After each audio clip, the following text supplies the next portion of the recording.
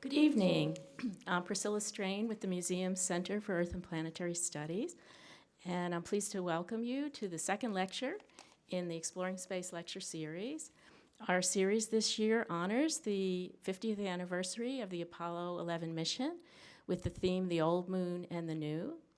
Our program tonight is made possible by the very generous support of Aerojet Rocketdyne and United Launch Alliance, companies that have been instrumental in launching, propelling, and landing many spacecraft that have explored the solar system. We have some representatives of those companies here tonight. Please help me thank them for their very generous and sustained support.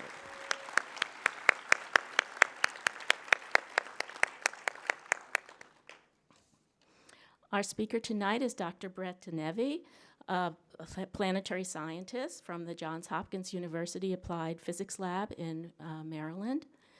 Brett received her PhD in geology and geophysics from the University of Hawaii. She has participated on the science teams of several NASA missions, serving as Deputy Instrument Scientist for Messenger's Mercury Dual Imaging System, Deputy Principal Investigator for the Lunar Reconnaissance Orbiter Camera, and participating scientist on the Dawn mission to Vesta. She is the recipient of the 2015 Maryland Academy of Sciences Outstanding Young Scientist Award, and she even has an asteroid named in her honor. Please welcome Brett Denevi.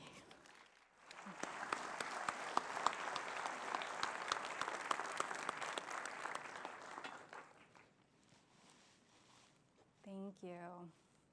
All right, good. That picture went away. I have never felt so simultaneously tiny and enormous. Yeah, I'm really thrilled to be invited to speak here today because I really enjoy talking about the moon. It's probably my favorite subject to talk about, and I want to my aim is that you can share some of that enjoyment. When I was thinking about kind of the goals of what I wanted to do as I was putting together my slides over the past few days, I decided there were three main things I wanted to try and convey. The first, the moon is beautiful. It is full of stunning landscapes. The moon is scientifically fascinating, and it provides us this unique opportunity to answer really fundamental science questions. And third, we should keep exploring. So you can let me know what you think of that when we get to the end. But I think we'll start off with number one, looking at some of my favorite images of the moon that I think kind of convey the beauty of the moon, and also the interplay of the beauty and the wonder of the moon with the science. Because once you understand some of these landscapes and how they have formed, it really is even more incredible to look at these. For example, what you're looking at now is the central peak of Tycho Crater. This crater is around 100 kilometers across and formed around 100 million years ago. So if the dinosaurs happened to look up, they could have seen this crater forming. On the moon, it's as if it occurred yesterday. It's very fresh, well preserved. And the peak that you're looking at, rather than mountains on Earth that are created, rising inch by inch over millennia, this was created in a matter of minutes through this asteroid impact, as the extreme pressure and energy released by that impact event compacted the surface, and then it rebounded back up to give you this peak. And then surrounding it is really a sea of frozen impact melt. The temperatures from this impact event were so high that they melted the rock, and these kind of rough areas that you see surrounding that is that frozen impact melt that has crystallized into new rocks or frozen into glasses. And to give you a sense of scale, that peak is 2 kilometers tall. The rock sitting in the middle of it is about the size of a football field. This is another central peak, except this time we are looking straight down on it. This is Jackson Crater on the lunar far side. And as I mentioned, because these peaks rebound from great depth, they bring up material that would otherwise not necessarily be exposed on the surface. So we are seeing rocks of different compositions, and those are the different tones you see as dark and the lighter. That lighter stuff was brought up by this impact event from great depth, giving us a look into the interior of the moon. This is Antoniadi crater. It's really a crater within a basin, and the crater within Antoniadi is the lowest point on the moon, around 7 kilometers below mean radius. And this is Malapert Mountain.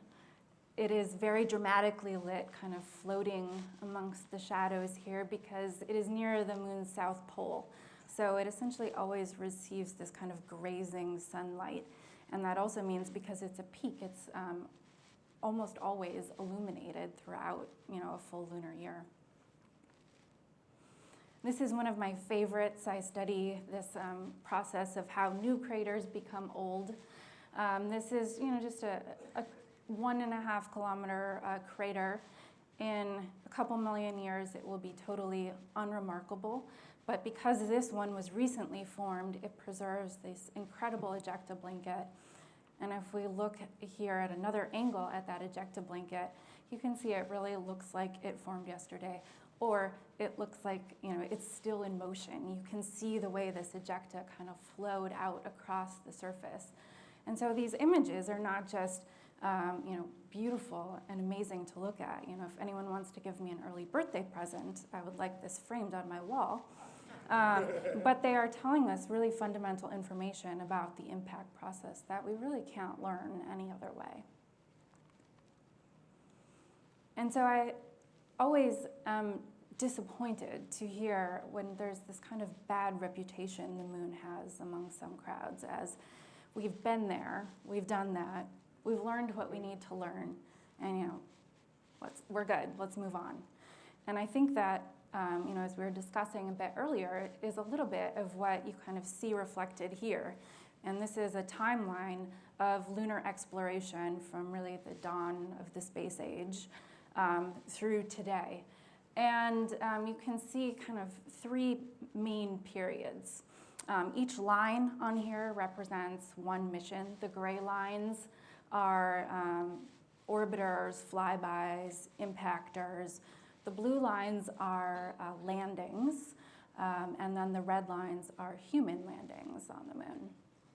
And so if we look at this kind of early time in the space age, this was really the basics, understanding the moon, understanding, the first image there, though it's not very pretty to look at, is the first from the Luna 3 Soviet mission. It's the first image of the far side of the moon. So it was really just understanding the basics of the moon and what it looks like and how do you land on it. This was the first era of landers, and you can actually see there's so many of them in this time period. We then get into the Apollo missions, the 6 human landings on the moon, starting with Apollo 11, our boots on the ground, moving through 11, 12, 14, 15, 16, and 17. And one of the reasons that we're here today is to, celebrate this monumental achievement, the first humans on the moon 50 years ago with Apollo 11. I think what will be a more melancholy anniversary coming around, the 50th anniversary in just a few years, will be of the 1972, the Apollo 17 mission. And that was the last time that humans were on the moon. And so when I talk to kids and tell them about this, the last time people were on the moon was before you were born, but it was also before any of your parents were born. They find this to be, number one, quite astonishing. Many of them think people are still going to the moon, but depressing. Why? The same question, why haven't we gone back? And then another milestone is 1976, For decades, this was the last lander on the moon. This is the Soviet Luna 24 sample return mission. So this was the glory days of space exploration. And then we get into the doldrums, this decades-long period with almost no lunar exploration, no lunar science. There were 2 missions in there. The 2 lines there are the Clementine mission and the Lunar Prospector mission, both of which were scientifically important. But that is a long span of time with just 2 missions. And where we are now, and what some of the focus of what we'll be talking about tonight, is in this renaissance of lunar exploration. You can see the cadence of missions has really picked up again, and it's international. The first era was just the United States and the Soviet Union.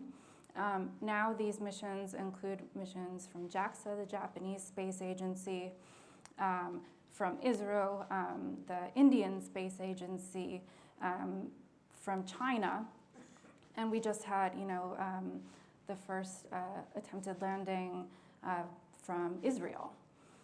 And so not only is this, spanning a wider range, but it's also giving us this fantastic new look at the moon and showing us things that we didn't know or didn't see back in the earliest era of exploration.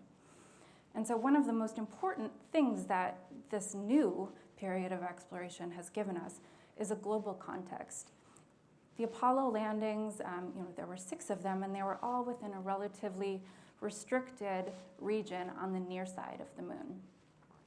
And those samples have really, they continue to yield important discoveries and insights to this day. But in many cases, we had no idea of how representative they were or how not representative they were. And so these global data sets that we have gotten in these years have been really key. For example, this is a map of thorium on the moon. Thorium is a radioactive element. It's a heat-producing element, so it can help kind of feed and sustain volcanic activity on the moon. Most of the Apollo landings were all within this area that had pretty high thorium abundances. And when we got this global data set, we've come to realize that is not the whole moon. This is actually a distinct terrain type. Why is it concentrated in this one area? That's a good question. We still don't know. This is a map of iron from the Clementine mission, showing again areas with high iron compared to on the far side of the moon, where much of the far side really is extremely low in iron and had very little volcanic activity. The same with titanium. A lot of the rocks on the moon are familiar rock types to those on Earth, but they do have this really key difference. They have really high abundances of titanium in many cases. So why is it so concentrated on the moon, and why is it vary from place to place? That is one of the things we are still studying, and we can get into a little bit more. This is from the Grail mission. The Grail mission was 2 spacecraft that flew together at a very low altitude and gave us information about the moon's gravity. They mapped the moon's gravity better than we know the Earth's gravity. And what you're seeing here is kind of a derived product from that gravity that highlights areas where there's a big change in gravity. One of the really surprising things are these giant linear features on the near side going around the area we have most of the volcanic terrain. And what we think those are essentially is cracks, dikes that fed a lot of this near side volcanism. That was a total surprise. And then the final globe I wanted to show you was topography. It wasn't until this more recent era of exploration that we really understood and had a good handle on the moon's topography. And you can see there's a big difference again between the near side and the far side that has a lot higher elevations and has a lot thicker crust. And a lot of these kind of near side and far side differences tie together. But this is still an unexplained phenomenon. Why is the near side so different from the far side? The fundamental cause of this is still unknown, although there are plenty of theories that you can ask me about during the questions if you'd like. But in addition to these kind of global views that helped us to contextualize some of the more local measurements that we had previously, we also were able to look at the moon in extremely high resolution. This is an image from the Lunar Reconnaissance Orbiter camera. One of the main purposes of this camera when it was designed was to collect images on a scale that would be useful for planning future exploration of the surface. So these are images that are at 50 centimeters per pixel. And so while we're also looking for new landing sites, you can also see the old landing sites. This is the Apollo 12 landing site, where some of the labeled features show at the top there, the descent module. You can see the 4 foot pads around it. The dark little trails are actually the pads of soil that the astronauts kicked up as they walked. You can even see the flag. And because we've imaged these landing sites under lots of different sun conditions, we know that at all of the landing sites except Apollo 11, the flags are still standing because we can watch their shadows going around. So one of the reasons that we want to go back to the moon is because it is such an amazing record of what has happened in our solar system.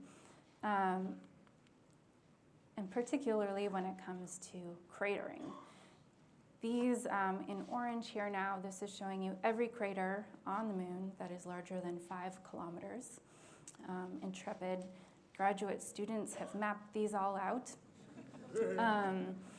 And you can see, wow, there's a lot of craters. And one of the important things to keep in your mind when you look at this is that the moon is our little companion in space, kind of recording all of these impacts. But the Earth was subjected to the same impactor population. It's just that the Earth doesn't preserve a record of these impacts. The Earth has active geology, plate tectonics, erosion, weathering, and so we lose that record. And without the moon, we wouldn't have this incredible history of bombardment throughout the solar system. So we'll zoom in on one of these impacts a bit. The big one there is the Umbreon Basin. And this is around 1,100 kilometers across. For reference, the Chicxulub impactor, the one that killed the dinosaurs, is only around 100 kilometers across. So this was a huge event in the moon's history. And if this impact occurred on Earth, and similar ones surely did, this event would have vaporized the Earth's oceans and sterilized the crust down to around 100 meters depth. So one of the fascinating things about this impact is that it actually occurred around 3.84 billion years ago. And how do we know that date? We know this from the Apollo samples. The stars show all of the regions that we landed on the moon, picked up samples. Down here is Jack Schmidt, the only geologist to go to the moon, sampling the Station 6 boulder just inside the rim of the Serenitatis Basin. So you can see him sampling that material.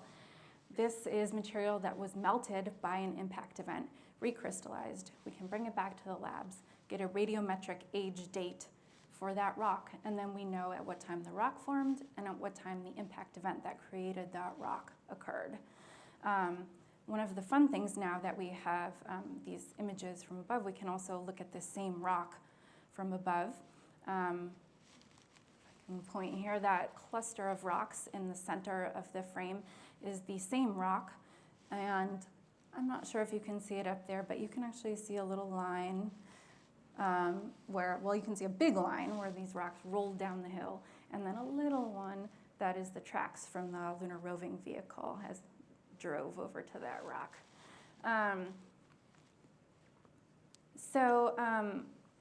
When we put these kind of together and try to understand where these rocks came from, which event they're dating, we get this very interesting picture where a lot of the very big impact basins occurred around 3.9 billion years ago. And that's actually quite late in solar system history for these enormous impacts to be happening. 700 million years or so into solar system, we think that most of the big objects should have been swept up in the accretion of planets or be in stable orbits. So this is quite bizarre. And it's also an important date because 3.9 billion years ago was right around the time that life was beginning to emerge on the Earth. And so I just told you about the literally earth-shattering effects that these impacts would have. It would not be good for life emerging around this time on Earth. So how did those two work together? How did life kind of find a way to emerge during the same period? Those are important questions, but now we've kind of come back to an even more fundamental question is, do we even know the dates of all of these basins? When we look at a different impact event that is a bit younger than these other ones, so its deposits are still pretty well preserved, this is the Oriental Basin. It's actually kind of just on the western limb of the moon, which I've rotated around a bit here so you can see it better. The arrow is pointing to this huge, hundreds of kilometers across impact basin. The yellow deposits are deposits mapped out by one of my colleagues, Heather Meyer in Houston.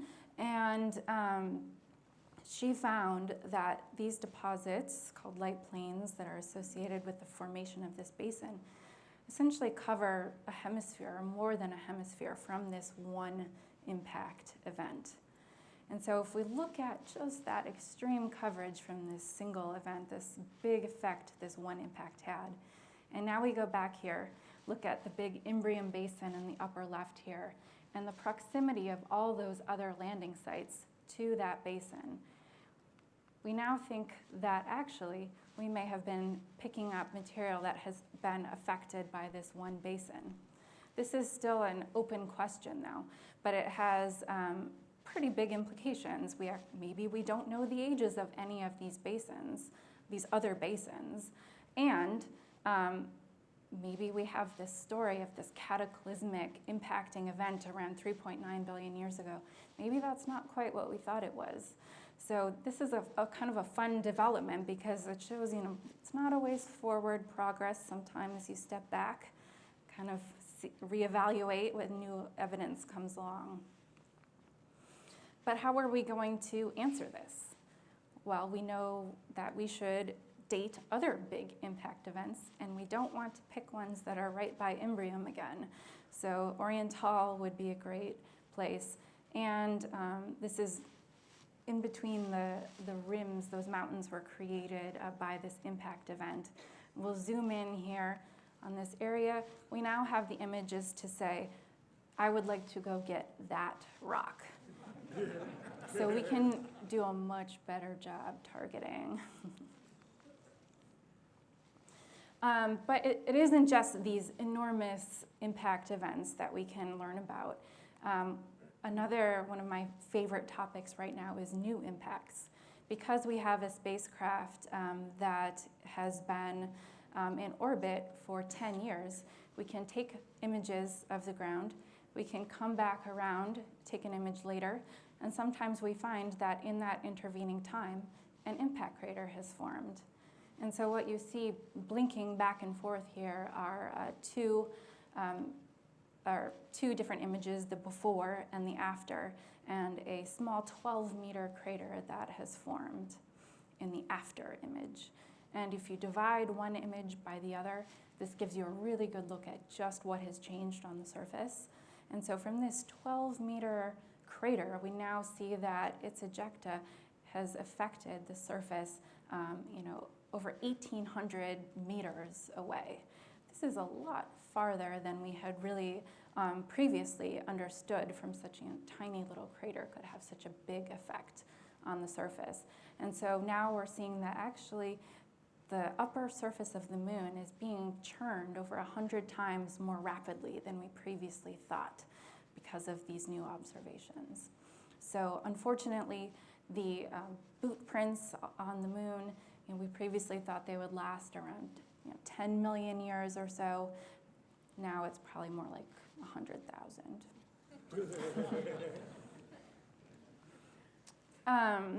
Going back to the global view, but this time I've switched a bit to a slightly different view, and this one is in color. So you can see a bit of color. The moon is still pretty gray, but there are some areas of reddish and bluish. And so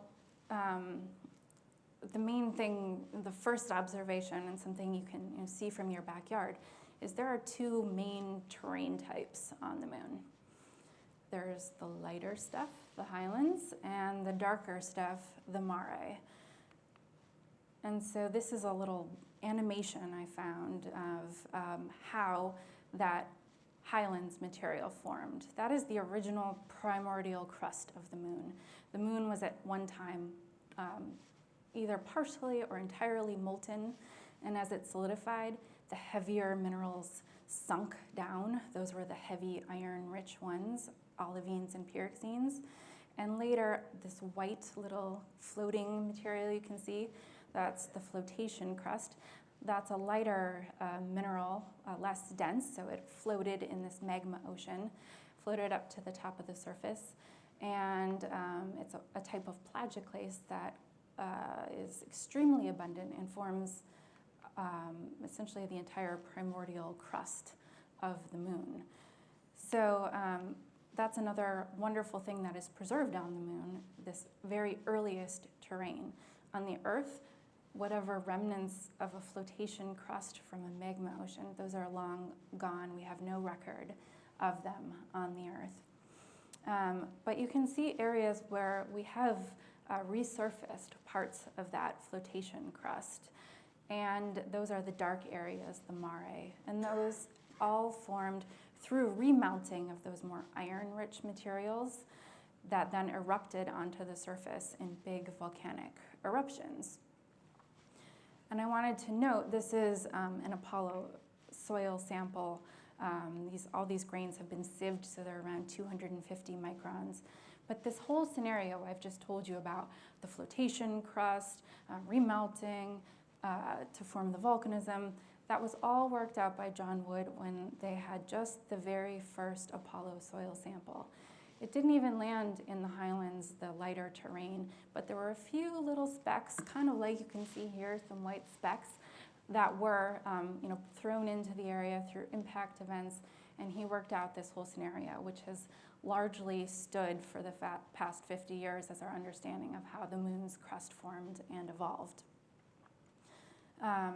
The details of it have shifted along the way, of course. There was just a talk at our big annual science meeting called "The Lunar Magma Ocean is Dead. Long Live the Lunar Magma Ocean." So it carries on. But these volcanic terrains formed, a lot of them formed just kind of like what we have on Earth. Shown, the big image there is flows within the Umbreon Basin. Hopefully you can see, the sun is very low on the horizon, so craters are standing out. But you can see the outlines of some of these big flows. And they're very similar to what occurred when you have volcanic eruptions in Hawaii. The image there is from the most recent big eruption on the Big Island of Hawaii. The compositions are slightly different between these two rock types, our terrestrial basalts like we have in Hawaii and the lunar ones, so that the lunar ones erupt and they're hotter and they are more fluid. So instead of forming all these nice flows like the ones I just showed you, sometimes they actually erode and kind of thermally scour down into the surface.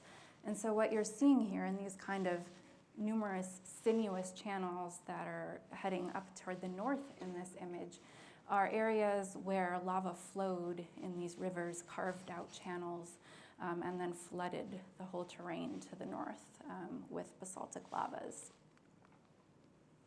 I have to show this one just because it's kind of mind-boggling looking at this same type of feature that goes up kind of the western wall of this crater and then turns and follows the northern rim. You just see this like meandering river of lava. Can you imagine observing this, 3 billion years ago? And then the big kind of linear cracks actually are from when that magma was upwelling beneath the surface and just cracked and broke the crust that was already there. One of these rivers of lava, known as rills, was actually the site of the Apollo 15 landing site. So we got an up-close look at a rill. And hopefully you can see there's an arrow up there. That's the exact location of the Apollo 15 landing site. Sometimes these rivers actually kind of crust over, and so the lava flows through a lava tube. And so occasionally you have a collapse in the roof of that tube, a skylight, so a pit looking down into this, what we think, in some cases at least, are lava tubes below. And this is an image from a paper of a colleague of mine, Mark Robinson, where these are all images of the same pit. But we took this spacecraft and kind of like craned our necks to look into it from every possible angle to try and see, is this actually a cave? How far back does this go? And so we can only see so far back there, but there is definitely some overhang. So that's a fantastic question that people who are interested in sending humans back to the moon are always asking me about. Can people go down and be protected from the space environment by going down in these caves? Well, we don't really know because we don't know how big they are, how far back they go. Also in the walls, you can see some of the layers in the bottom images there of all these different flow upon flow upon flow. Another type of volcanic eruption on the moon is these more explosive pyroclastic eruptions. Not the best example, perhaps, but a smaller explosive eruption, a fire fountaining eruption in Hawaii from this recent eruption again is shown on the bottom. So imagine that, except more explosive because, there's no atmosphere, you're erupting into a vacuum, and 1/6 the gravity. So these would have been totally spectacular eruptions coming out of vents like this. And then it's not just basalt, our kind of typical eruption style. In recent data from the Diviner Lunar radiometer, they took thermal data to show that some of the volcanic terrains are actually a totally different composition. They are granites, much more silica-rich. So these two mounds or domes that you see here are the Grateisen domes, and these are made of granite. Granites on Earth form at subduction zones where you get heat and then remelt the continental crust to get these strange evolved compositions. How does that happen on a one-plate planet? That's a good question. We should probably go and get some of that granite and find out. But one of the most fascinating mysteries in lunar science and volcanology of recent years is this type of feature. This is we have a really high-resolution topographic model, so that allows us to kind of zoom around here in perspective view. This is the Aina caldera. So we think that this is a caldera, a volcanic caldera, collapse feature. And it has this kind of rougher terrain and then these smooth blobs that appear to be kind of like the last dregs of a volcanic eruption that may have flowed out onto the surface. But it's very strange looking. We actually have no real terrestrial analog. I can't show you a picture of something from Hawaii or Iceland that looks like this. But the weirdest thing about it is that it appears to be very young. And so we get this, in this case, from the fact that it has very few impact craters superposed upon it. So it hasn't been sitting on the surface long enough to collect a lot of craters.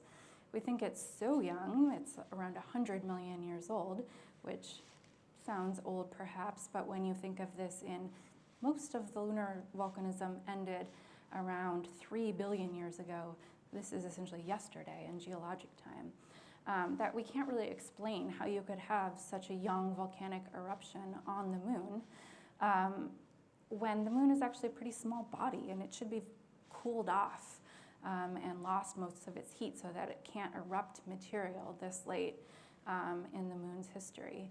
So either we're being fooled, it's not actually that young, it has some weird property that makes it not retain impact craters very well or something, and it's actually old.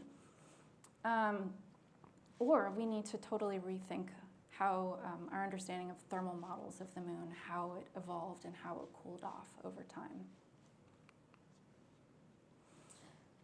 And so now hopefully when you look up at the moon in the sky, can do your backyard geologizing and see their two terrain types, and you have, think of John Wood and his few grains of soil, how he figured that all out. One of the views you cannot get from your backyard, and kind of the last topic I really wanted to cover, was looking at the poles of the moon. So this isn't a traditional image.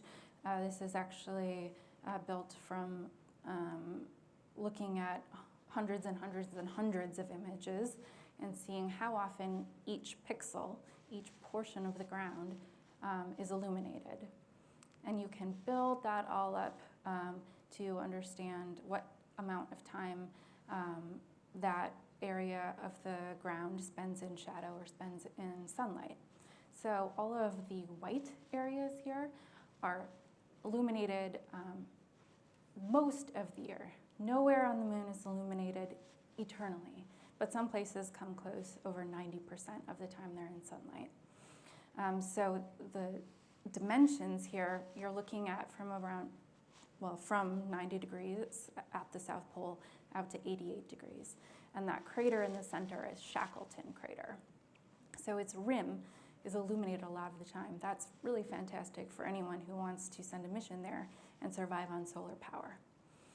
The black areas are areas that never see sunlight. These are permanently shadowed regions. And they stay in permanent shadow because unlike the Earth, which has a pretty severe tilt, the moon has very little tilt in its axis. So if you put a hole or a crater right at one of the poles, it will just kind of permanently shade itself.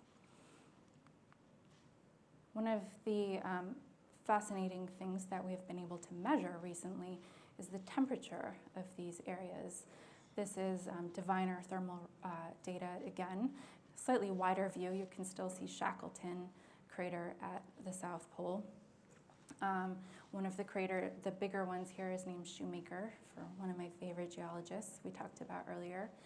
But these temperatures are pretty extraordinary. If you look at the scale in Kelvin, this is going from the bluish areas are below 100 Kelvin here. The bottom of the scale is around negative 350 degrees Fahrenheit. So everywhere that's in permanent shadow is extremely cold. Compared to the surroundings, all the illuminated terrain actually gets really hot. It'd be hard to deal with this cold, but surviving through lunar noon is a challenge too. It's 188 degrees Fahrenheit, even at the poles. So these temperatures are so cold in these blue areas that any water molecule that ventures or wanders into these permanently shaded regions will stay there forever. So these are cold traps. They'll trap any volatile that gets in there. And everywhere that's below around 110 degrees, that is where water ice is stable at the surface. And so NASA has done a whole slew of measurements to try and understand what these polar deposits are and how much water ice there could be there. One of the ways you can do this is through neutron measurements. Water is a great neutron absorber, so everywhere you have low neutron counts, you have higher water. And so all that blue areas is areas where there's elevated water. This particular type of measurement, though, is actually sensitive to the upper couple meters of the surface. So we don't know, is that right at the surface, or you're gonna have to dig down a ways to find it. There was also the Cross mission. This launched along with the Lunar Reconnaissance orbiter. It had a Centaur upper stage that just smacked into the moon, and then the spacecraft that watched that event happen. They did not have the most amazing camera, but you can see up here there's a little circled area in the inset, and that is the plume from that impact event. And what they did have were fantastic spectrometers. So they were able to measure the composition of materials that were ejected. And so this impact occurred in permanently shadowed regions. They measured what was thrown up by this impact event and found there's actually around 5% water in this one spot. So that was a great first, localized measurements. One of the most recent measurements actually came from reflected light, which is a very difficult measurement to make in permanently shadowed regions. But through just averaging lots and lots and lots of data, they were able to get a signal that matched that of water ice. And so that means there's actually water ice at the surface, and they found it in abundances of up to 30%. So, we discussed a bit earlier resources. This is a great resource potential. It's also a really fascinating science question. Where did this water come from? It could have actually originated in the moon. It could have been some of the gases that were driving those explosive volcanic eruptions. It could have been from comet or asteroid impacts that, water would have kind of gone around and eventually migrated slowly to the poles. So one of the reasons we care about this is just because this is essentially the delivery of water throughout the early solar system, and it again brings us back to Earth. How did the Earth get its water?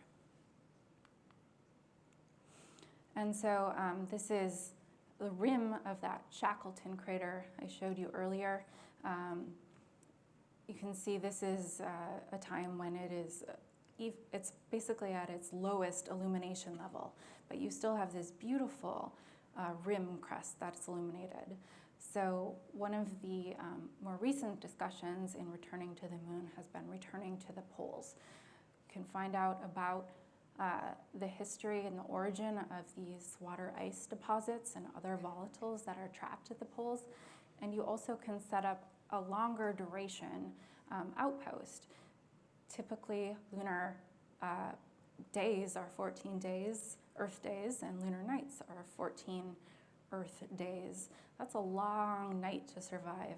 If you go to an area like this, you have near constant illumination. So it's a great place to be able to stay for longer. And so I have one last video I wanted to leave you with. And I'm just gonna let this play. So hopefully I've at least brought you on board with some of my 3 points. The moon is beautiful, the moon is scientifically interesting, and we should continue exploring. And I think this last video, which is a couple minutes long, really drives that home too.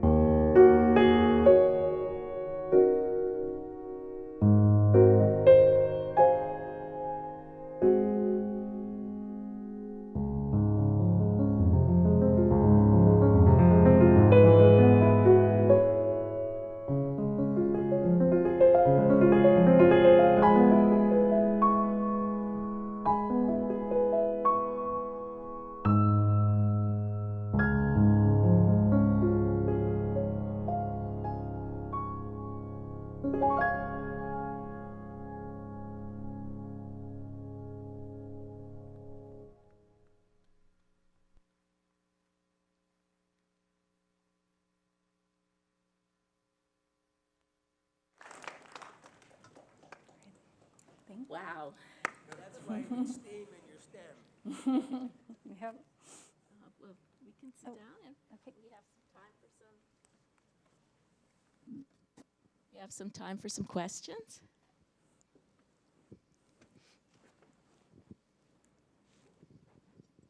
Talked about Hawaii, big island used to be a place called the Volcano House. It would wake you up if they saw plumes appear in whatever time of the day. For a place that looks like it's asleep on the moon, when would you expect, or how would you look for something that might reactivate in regards to volcanic activity? See that happening in your future versus more future? Do you want to repeat? On Hawaii, there's a place where you can observe volcanic plumes. Would it be something like that on the moon that astronauts might encounter? Yeah, so I think until recently, I would say no, there would be no more volcanism on the moon. The moon is dead.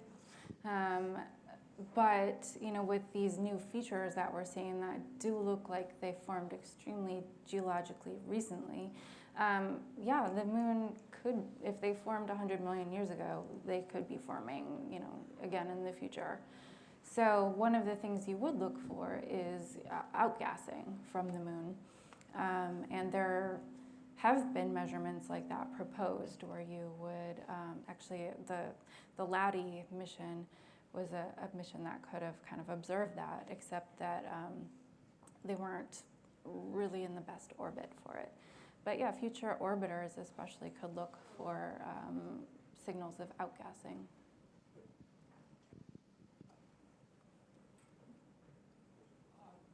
Basic question, why is there a dark side of the moon? Does the moon not rotate? The question is, why is there a dark side of the moon? Does the moon rotate? The moon rotates and there is not a dark side. There is a far side, which is probably what you're referring to. So that is the side that we never see from Earth. So we have our beautiful near side, our friend we see in the sky every night, and it's tidally locked. So it just rotates at the exact right speed so that we always see that one side. Why is it tidally locked? That's a good question. I don't really know. Some kind of orbital dynamics thing. So the last visualizations that you showed us, it seemed like the orbiter was suspended over a spot as the moon is slowly turning, because it takes 28 days. How were those pictures taken? In the visualization that you just showed, how were the pictures taken? Because it looked like sometimes that you were hovering over a spot. Yeah, that's a good observation. Those, all come from real data, but the visualization is just that. It's a visualization created mainly by Ernie Wright at the Goddard Visualization Studio. So it was created using the topography model that we have of the moon. It's extremely high resolution topography. And so then you simulate how the terrain would look with the sun at different angles over that terrain. One of the things that you showed us was the different temperatures on the moon. So when you're planning the next visit, do you have to keep that in mind really carefully? And I mean, if you land somewhere not where you planned, does that mean you're not freezing up? You showed us temperatures on the moon. Is that something we have to look at for landings? And if you missed your spot, would that be a concern if you landed the wrong place? I mean, it depends on the type of mission you're planning. If you have a spacecraft that, is only designed for a certain range of temperatures, yeah, you're going to have to be on the moon or operating at least a very limited time. For example, U-22 is the rover that recently landed as part of the Chang'e 4 mission on the far side, the first landing on the far side of the moon by the Chinese. And so right now it is night on the lunar far side. And so that rover is hibernating. It basically just kind of shuts down and hunkers down with a little battery to keep it warm. And then it'll wake up again when it gets to daytime. But again, when it gets close to noon, it gets beyond what the temperatures are that it's designed to operate in. So it just shuts down again and sits there during lunar noon until it cools off enough that it can operate again. But so you can either design a spacecraft to operate through those temperatures, and in which case you have to kind of work really hard with radiators, batteries, probably some nuclear power to keep it warm at night. Or you have to design your spacecraft to just survive those temperatures and kind of, hunker down, live through them. For people, live people. Oh, for people? Yeah, well, if you have people there, of course, that you have to design for them to survive and operate. So, that is actually one of the reasons that a polar mission is good. The temperature ranges are less extreme. Apollo astronauts were not on the surface that long. They never went through the night. It would be a challenge to design, a structure that they would be safe in at all the temperatures. But we can do that. Engineers are good. They got it. Does the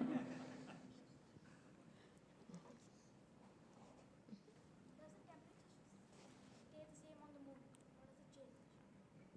Does what? I'm sorry? Does the temperature on the moon change, or does it stay the same? Does the temperature on the moon change, or does it stay the same? Yeah, it changes a lot. It has huge temperature swings. From the nighttime, it gets down, we just had a workshop that was called Surviving the Lunar Night because it gets so cold. And then another challenge they came up during that workshop was, we should actually have a Surviving the Lunar Noon workshop too, because that's also hard. But the temperature range is very extreme. It gets up into the hundreds of degrees during noon. You said that you found those two mounds where there were granite, but that we actually hadn't been there to collect samples. So how do you know it's granite? You mentioned two mounds that were made of granite, but we haven't collected samples. How do you know it's granite? That is a great question. For a long time, they were suspected to be granite based on the way they reflect light at different wavelengths. So they're really red, and they were the lunar red spots. And so we thought they might be granite. And one of the reasons we did think that was because there actually was a tiny bit of granite collected in the Apollo sample collection, but it was just some teeny tiny fragments, no geologic context. We didn't know where they came from, but we knew that it existed somewhere. But the real clincher in the data was from an instrument called Diviner, and it gives you a spectrum using thermal light. And so that is really distinctly and characteristically affected by the amount of silicon in a rock. So if there's a lot of silica, like in granite, it gives you a very distinct thermal signature, which is exactly what is observed for those areas.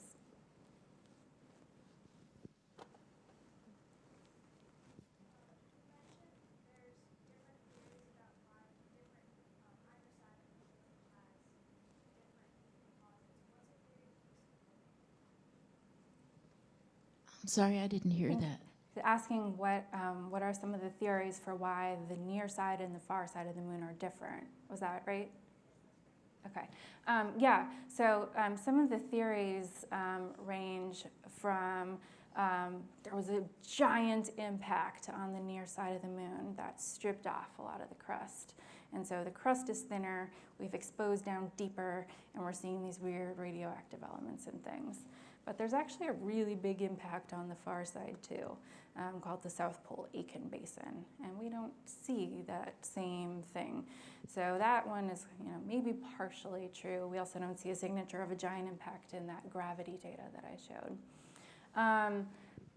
There have been ideas like, well, the moon is closer. The moon was closer to the Earth at one time, and so radiation, the heat of the Earth, kept that crust hotter. That one's kind of weird. There was an idea that just this kind of magma ocean dynamics of once the moon was molten and for some reason there was instability and all of the heat producing elements just kind of globbed onto the near side. That's not really a testable hypothesis from any of the data we have. Actually, my favorite one recently was there used to be another moon. And so this moon just kind of like slowly hit our moon, and that's why the crust is thicker over there. Modelers come up with great stuff, so I don't. I was actually just discussing this with a bunch of my lunar colleagues recently, and yeah, we talked about those ideas. We don't. There isn't a great idea yet. That is, that's it. I want to thank you for the call out to John Wood. Oh yeah. And of course, that's a plug for the Harvard Smithsonian Center for Astrophysics. Now, there's a story about how Wood felt that he was at the low end of the totem pole in priorities for getting lunar samples, and so he didn't get rocks, he got dust. But the theory is also that he knew darn well what he's doing. Do you have any thoughts about that? John Wood was part of the Smithsonian, who you mentioned, and there was some talk that he only got the dust instead of getting the rocks, but maybe he that was really what he wanted. Do you have any thoughts on those? Yeah, story? well, I study the dust, the regolith, so that's my favorite part. It's a big mix of everything on the moon. It's got little bits of granite. It's got stuff from all over. But I think he did probably know what he was doing. One of my favorite stories, we went to the Rio Grande Rift area where the Apollo 15 astronauts did some of their training, and we actually got to go on this field trip led by Bill Mulberger, who trained the Apollo astronauts. And he told this great story he told the astronauts, all right, go and bring me back characteristic samples that represent everything at this, site. And so he watched them all run around and basically pick up one rock of every color, and bring them back. And he said, aha, you're all wrong. And he just went and picked up a handful of the dirt. And that's the representative sample.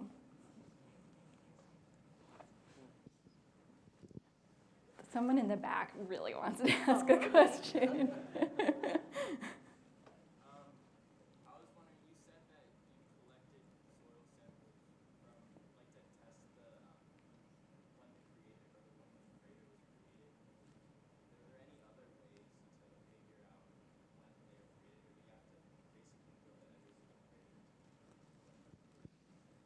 You mentioned that we can date impacts with samples. Are there other ways to date impacts? Yes, there are. There are some new technology that allows you to do kind of in situ dating, but that still requires that you go to the crater.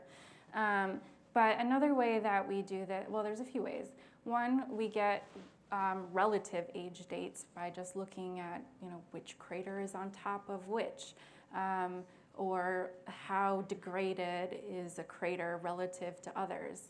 And then we kind of fit that into a real, an absolute age by,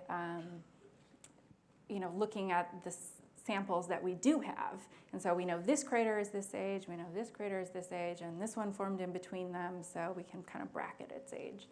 But the main way that we date surfaces on the planets is really based on our Apollo samples. We have collected those samples, so we know the ages of those sites. And then we look at how many craters formed on each of those sites.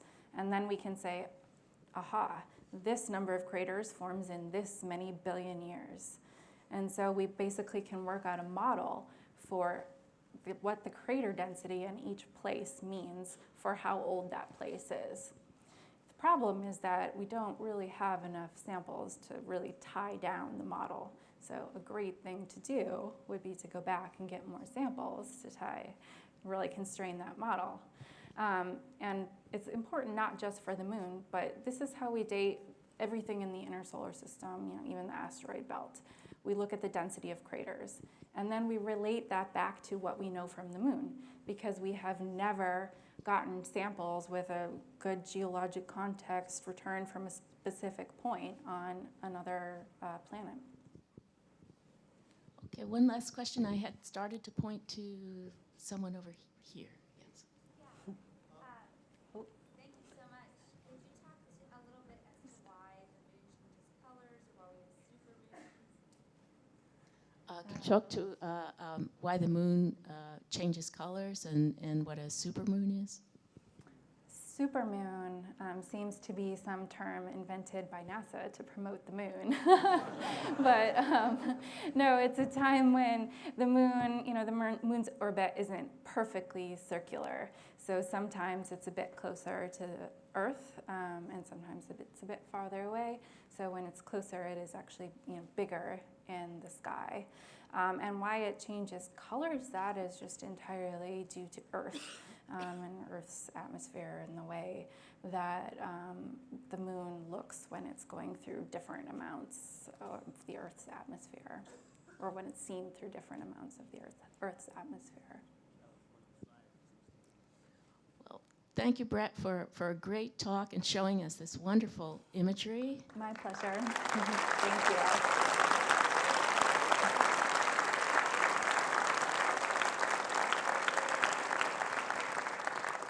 I'd like to thank once again our sponsors, Aerojet Rocketdyne and United Launch Alliance.